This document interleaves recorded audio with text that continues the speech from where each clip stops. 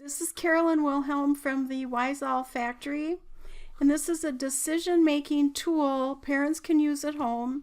It's one page and it can help with difficult decisions. There's a generic one for you to add all your own answers. It's editable, or you can print it. And here's one that is a sample of how to use these. Using a decision matrix to make a decision, we want points to be on a scale of 1 to 5 to help determine the final decision. We really did use this in gifted education class because often children had time deciding what kind of project to do, or maybe what kind of after-school activity to do, and they needed some help. So 1 point is for costly, difficult, and time-consuming things, and 5 points if it's cheaper, easier, better, less time. So here's one of the samples in the PDF. This is about should the family go outside to eat, or go to a restaurant to eat, or stay home during the pandemic.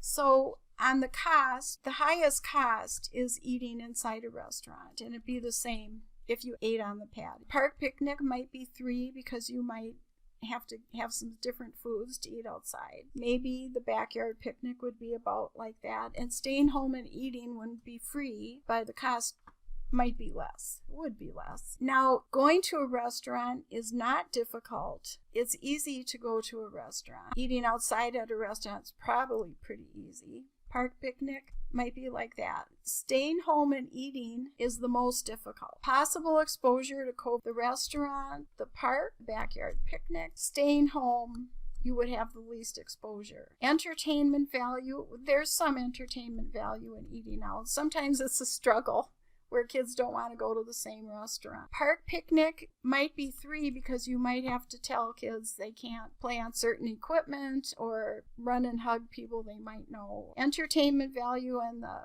backyard isn't that great, but they can move around a lot. And staying home and eating is not very. So how much time would this take? It would not take as much time as cooking, and that would not. A park picnic might take quite a bit of time. I didn't try to decide on the family agreement column because we always had kids who wanted to go to different restaurants. You know, that might be something your family doesn't have a problem with. But anyway, as you look at the results, staying home and eating comes up the highest. And so it might be a way to talk to kids about family choices. This decision matrix is about: should we homeschool, go to school every day, hire an in-person tutor, or what should we do? And when we look at all the points here, it comes up the highest hybrid school, which kind of surprised me. So you might look at this and think, oh, I'm going to do this all over. I need to think about this. Or you might talk more, or you might have some other way to make a decision. I hope this helps, and I hope that you don't have too much trouble making all your decisions. It's really tough for parents right now. Thank you for listening.